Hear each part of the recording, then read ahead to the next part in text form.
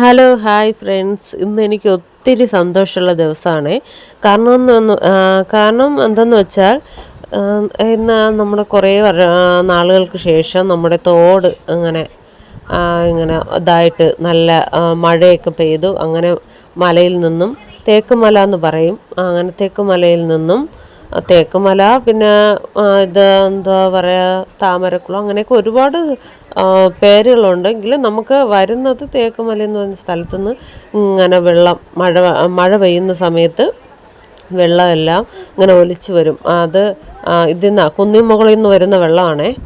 അത് ഇങ്ങനെ ഒലിച്ച് നമ്മുടെ തോട് വഴി ഇങ്ങനെ വരും. നല്ല കണ്ണീര് പോലത്തെ വെള്ളമാണ്. അത് നമ്മൾ ഒന്ന് കാല് തൊട്ട് നടക്കുകയാണെന്നുണ്ടെങ്കിൽ ഐസ് പോലെ ഇരിക്കും. അത് ഐസ് ഇട്ട പോലെയാണ് ആ വെള്ളം.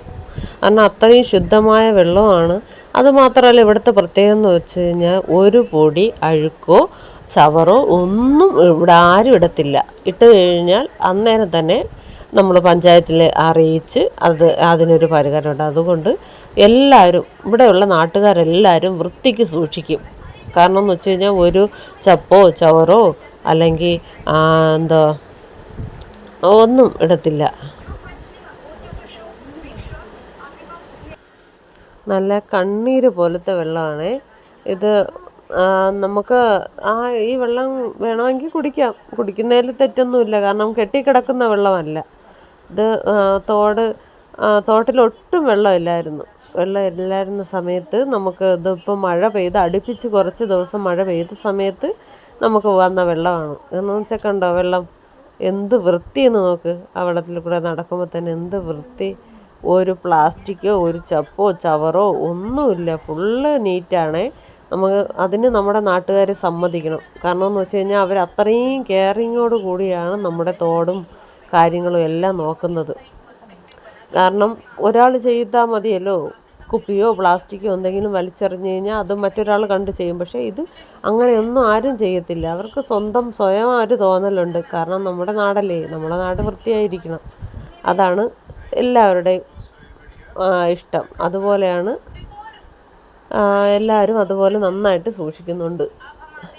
അങ്ങനെ കണ്ടോ ഇവിടെ എന്ത് നല്ല വ്യൂസാണ്. കാരണം എന്ന് പറഞ്ഞു കഴിഞ്ഞാൽ വാഴത്തോട്ടവും കമുകും തോപ്പും ഒക്കെയുള്ള ഒരു നല്ലൊരു സ്ഥലമാണ്. എനിക്ക് ഏറ്റവും ഇഷ്ടമാണ്. എൻ്റെ നാട് എനിക്ക് ഏറ്റവും ഇഷ്ടപ്പെട്ടതാണ്. ഒത്തിരി നമുക്ക് എന്ന് വെച്ചാൽ നാച്ചുറലായിട്ട് ഒരു അറ്റാച്ച്മെൻറ്റാണ് ഇവിടെ. കുട്ടികൾക്കായിരുന്നാലും സ്വാതന്ത്ര്യത്തിൽ കളിക്കാം. കൊതുകോ മറ്റ് ജീവികളോ ഒന്നും ഇങ്ങനെ പെരുകി കിടക്കുന്ന സ്ഥലമല്ല. അത്രയും നീറ്റായിട്ട് നമ്മൾ സൂക്ഷിക്കുന്ന സ്ഥലമാണ്.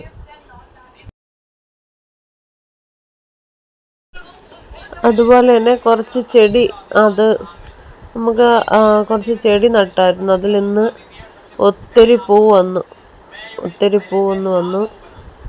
ഒരുപാട് ചെടി എനിക്ക് ഒത്തിരി ഇഷ്ടമാണ്. കാരണം എന്ന് വെച്ച് കഴിഞ്ഞാൽ ഇങ്ങനെ എന്ന് വെച്ചാൽ ഫുള്ളും ഒരു മുറ്റം നിറയെ അങ്ങനെ വെക്കാനല്ല, അല്ലാതെ ഇങ്ങനെ സൈഡിലുള്ള പോർഷനിലൊക്കെ കുറച്ച് നമ്മൾ ഡെക്കറേഷൻ ചെയ്ത് ചെടികൾ കൊടുക്കണമെങ്കിൽ കുറച്ചുകൂടെ നന്നായിരിക്കും.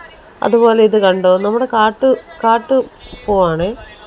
അതിങ്ങനെ പടർന്ന് പന്തലിച്ച് വയൽ ഫുള്ള് നിൽക്കുകയാണ്.